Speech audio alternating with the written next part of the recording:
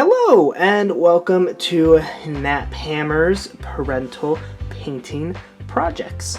The goal of this is I have little ones, so my painting time is limited to their nap time. So I just wanted to make quick painting guides on how to paint things that you see on my channel, just because if you follow these you won't get Golden Demon Award style painting levels, but they'll be painted to a point where, you know what, that looks pretty good, and that's what we're going for. Also, it's a way to kind of just maximize your time.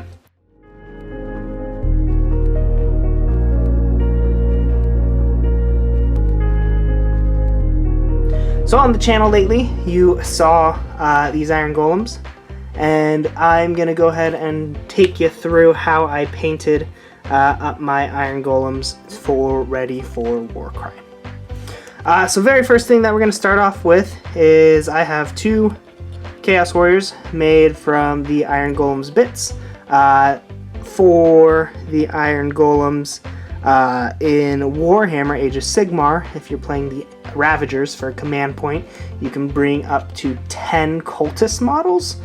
Since the Iron Golems only come with 8, I just went ahead and made 2 more Iron Golems out of the spare parts that I had from the Iron Golems and from the Chaos Warriors kit.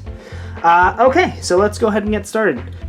So actually, the first thing that we're going to want to do is I spray painted this model with just a white spray paint, so that's what we started off with. But given the angles and my abilities, you can see that there's still some blue areas that got missed. If it's a gray model for this method, you can leave the gray plastic that's visible, but since this is blue, I do want to get this cleaned up just a little bit, so that way when the contrast goes on, there's not a lot of blue. I'm just using a Corax white. Make sure you thin your paints at this stage, just because there's a lot of details that can go on. Another tip that I did is this is a push fit model. Anytime models are push fit, sub-assemblies work well. I did not glue on them to the base, and that's a good push fit. I also have not yet glued on the shield, so that way I can get to these harder to reach areas while the shield is on more easily. So we're just making sure that all of that blue area is covered before we continue. If you want to have an even uniform light, you can put it everywhere else, but I am okay with some differences in the white. Very first thing that I painted on this model was the skin. So skin is what I did first. I usually do skin first just because it is the furthest in, and I'm gonna go ahead and do the skin on this Chaos Arcanite just because it has the most amount of exposed skin, so I can fully show you the technique. Colors that you're going to want to use for the skin are just Apothecary White Contrast and Nun Oil. My first tip for you is with the white contrast, with any of these lighter contrasts, you'll notice there's gradation for the pigment if it hasn't been shaken up. When you shake it, that kind of goes away, but what you really want to look for to make sure that these paints are ready to be used is on the bottom. Let's see if I can get that. Let's change this to just a yellow light to see if that makes it easier to see. But on the bottom, you'll notice that it's kind of solid white. It's not really clear. There's still a lot of pigment that is stuck on the bottom. So you're going to want to shake these up quite a lot. You're going to want to keep shaking till that white is all the way gone. So I've gotten some of it off. You can kind of see there is there's a half and half here. I want to make sure that that white is completely gone before I use this contrast paint, just so the pigment is naturally in there and the pigment is naturally fallen as much as you can on the models, especially for these lighter colors. Okay, now that that's paint's fully mixed up, let's go ahead and apply it to our model. Alright, now that that's dried, now our next step is to add into the Apothecary White contrast onto all of the skin parts of the model. So skin parts, we're looking for contrast.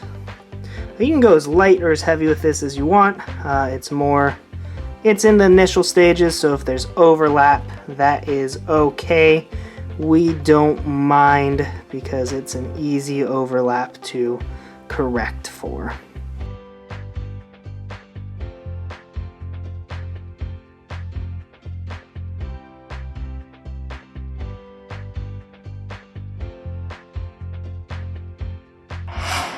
Okay, so once that's dry, the next part that you want to do is you just want to add on a shade of None Oil, because you just want to deepen the textures that you have for your skin. You just want to make it look standing out a little bit more, a little bit colder. So that white makes it look cold already. This black is going to go ahead and just take it to the next level for that coldness.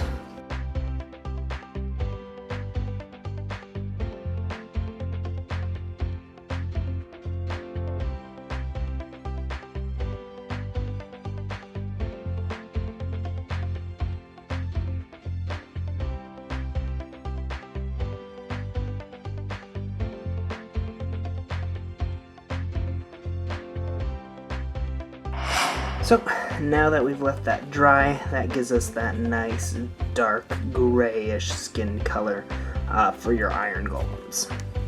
Next we're going to move on to the armor. I like to do the skin first just because it's easier for your armor to kind of see what needs to be laid over, what you want to be careful for. But you're going to start off with a nice shade of Seraphim Sepia. So we'll get that mixed up, and then we'll go ahead and apply the Seraphim Sepia to these dudes. You feel free to just go ahead and be as heavy-handed on this as you want. The only thing you want to be careful of is anywhere that there is skin. You're going to want to make sure your Seraphim Sepia doesn't get onto the skin.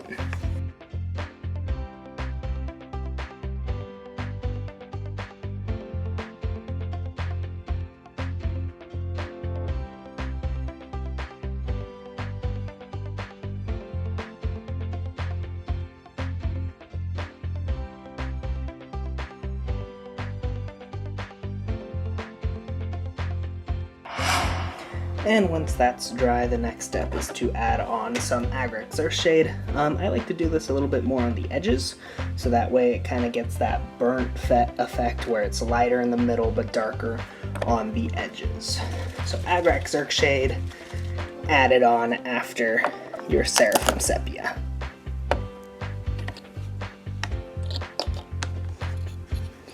And we're trying different angles here just to see which one I like for painting.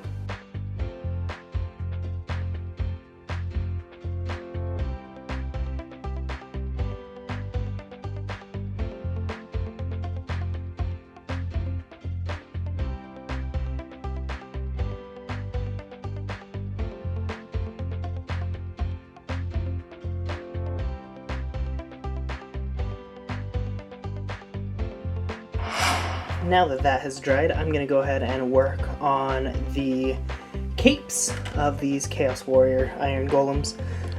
In the Iron Golem models, there's not really any cloth.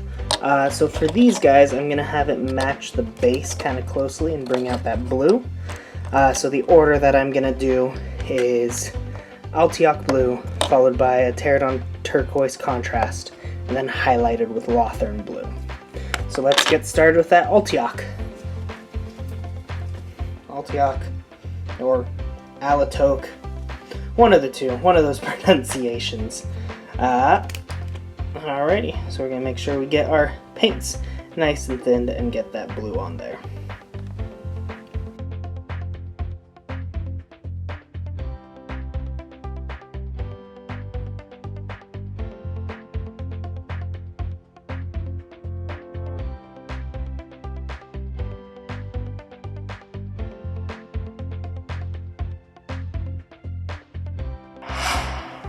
So the next step is once your Pterodon Turquoise is dry, to go ahead and just add in some highlights of Lothern Blue.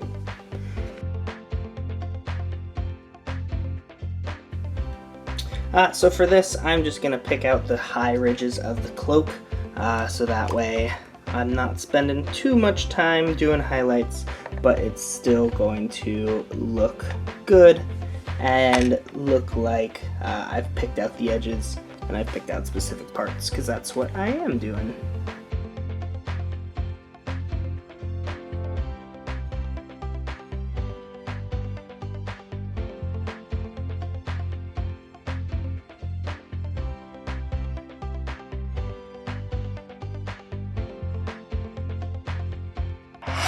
And once that dries, I'm going to go back with my white and just touch up any places that haven't been painted in yet and make sure that they are back to that white, just because I'm going to be using contrast again for the fur and for leather, and I want to make sure that no other colors are going to be taken away from that contrast paint.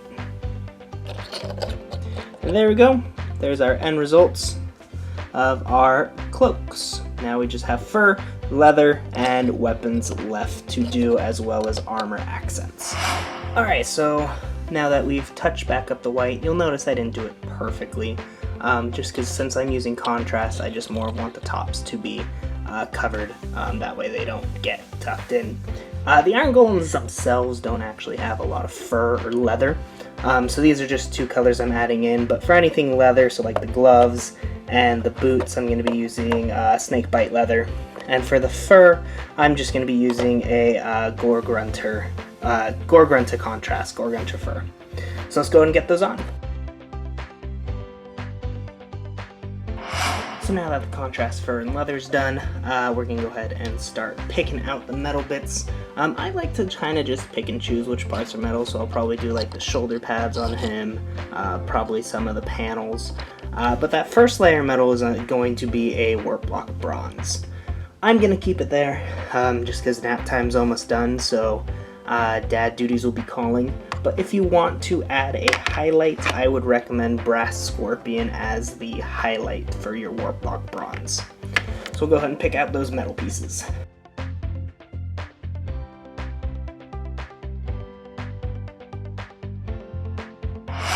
And once we got that bronze on, next we're going to go ahead and use Stormhost Silver to pick out any silver bits. Ideally we're focusing on things like chain mail and the like. So Stormhost Silver for the metal bits like chain mail. And once you got your silver down, once it's dried, you want to give it that grungy look by adding just some Seraphim Sepia into the silver, just to give it some contrast, give it some shading, and give it a little bit more of a grungy silver look rather than that pure silver.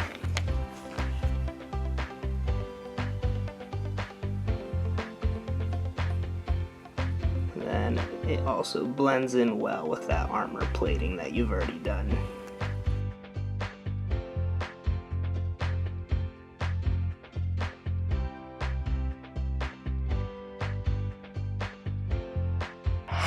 If you have any leftover bones, feel free to put it on there too.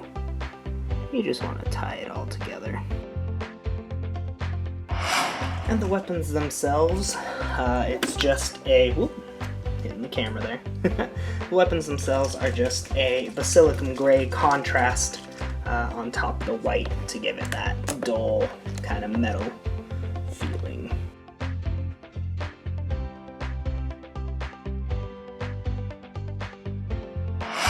And our last steps before we get onto the base is just what are we going to do with the halves of the weapons. I used a nice Alatok blue for the halves, just to give them a little bit of a color splash, a splash of that color, so that way they stood out from the rest of the model.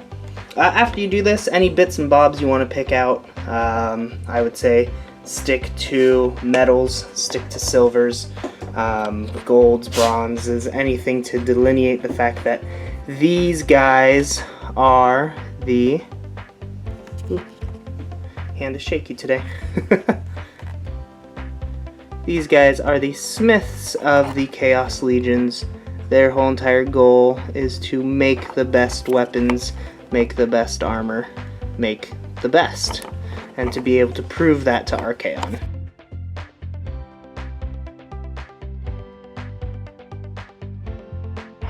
And now we are ready to add on and work on the base. So for the Iron Golems, I just did simple texture paint with dry brushing and then a couple layers of blue. I use Sterling Mud as the base. I'm currently out of it, so I would recommend using Sterling Mud. It deletes a couple of steps, but I'm gonna just use Armageddon Dunes, and once it's dry, then I will go ahead and paint over it brown, probably like a Gorthor brown, but one of those darker ones. So you just want to get a nice texture tool. I know GW sells them. You can also get just, usually I use sculpting tools for some of it, just cheap plastic ones. So this guy's mine. You can tell it's been used a lot. And you want to just go ahead and just put clumps of it. You don't want to have to cover the whole base, but just 1 or 2 clumps of your texture paint onto the base, and then it will provide a breakup for the rest that you're going to be doing, the blue that you're going to be adding. And once that's dry, I'll go over it again with brown, and then I'll show you what to do after that. And your next step is going to be applying a dry brush of white over that ground that you put on. I like using the dry Praxty white, but if you want to, you can also just use normal dry brush techniques using Corax white. I just like the dry paint because that's what it's made for, was for dry brushing. So you get some on your brush, wipe it off onto a towel or your palette, and then you can be pretty liberal on top of the texture that you put down, but you just want a nice white coating, kind of make it look like frozen terrain. If you get a little bit on the shoes, that's okay. You can always leave it, or you can go back and do it on redo it with your contrast paint. The goal that I had in mind was to be a little bit more colder, to be more like snow, be more like ice, but that cold kind of feel. So the more white that you have on there, the better it'll stick out, the better it will convey that feeling. After that, for the blue, it's a 2-step process. First step is going to be doing Lothern blue all over the white. So just filling in your white with Lothern blue. That is your first step on there. It doesn't need to be really thinned down just because it's the base, so you're not obscuring any details. You just want to try to be as careful as possible. I'll probably go back where the texture doesn't go straight to the shoe. I'll probably go back with a thinner brush to get in there, just to make sure, you know, I don't mess up what I've already painted.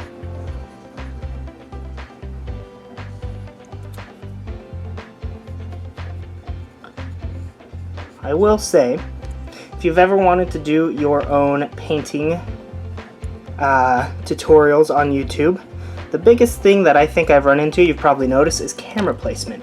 I only have a single camera and it's on a tripod, so kind of figuring out where I was going to put it has been not a struggle, but it's been a learning. Where if I want to put it straight in front of you like it is here, that takes up my ability to paint. If I want to put it above, I got to figure out how to get it above, things like that. So it was something that was a little bit of a learning process for me that I didn't necessarily intend for it to be.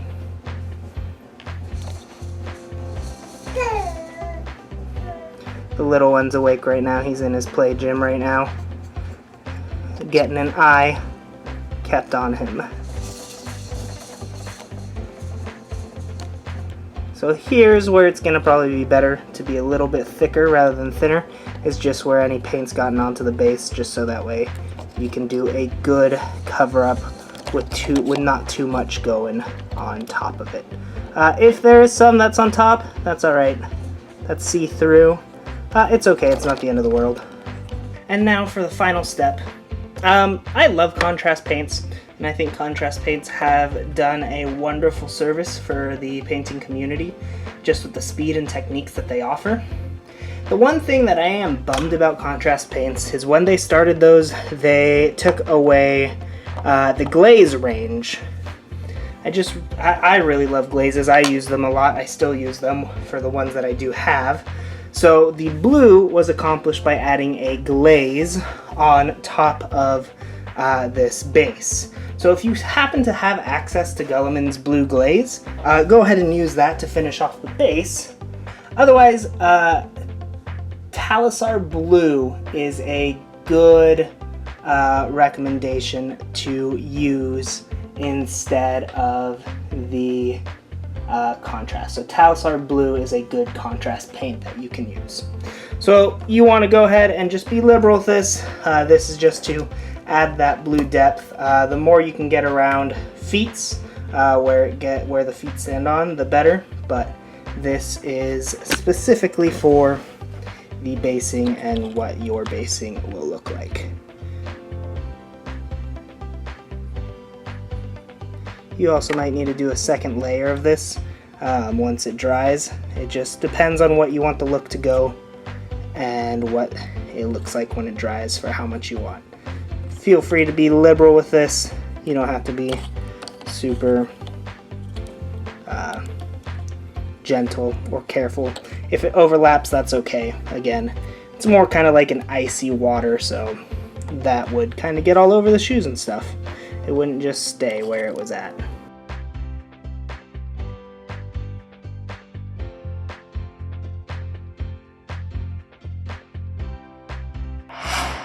And there you have it. That is how to paint Iron Golems. It's a quick, easy method that I used for mine on the channel. It was nice, especially with kiddos, especially since a lot of it's wash, a lot of it's contrast. You can do like 10 and 20 minutes of just applying a heavy wash, heavy shade, heavy contrast, and then come back to it once it's dried, freeing you up for parental duties in that meantime without feeling like you're wasting time because, you know, you're waiting for the paint to dry anyways. So thank you very much for watching. Please like and subscribe for more videos like this in the future. I'm going to be playing around with the camera angles in the future as well, so that way I can get better angles, see kind of what types of angles work well, what types of angles don't work so well, all that jazz. Alrighty, so thank you, and I will see you in a future video. Bye! And there we have it. That's how you paint the Iron Golems in the Nap Hammer color scheme. It's nice, quick, and simple, especially if you have little ones running around. There's a lot of wait time for drying, so that gives you more time to be focusing on what your children are doing and being able to get to a point of feeling successful with your painting. Please continue to like and subscribe for more videos like this. We'll continue to bring you some quick, easy ways to get your armies painted, some color schemes to work with armies that you have. Feel free to steal, feel free to take, feel free to use. But thank you very much for watching, and as always, keep telling your stories.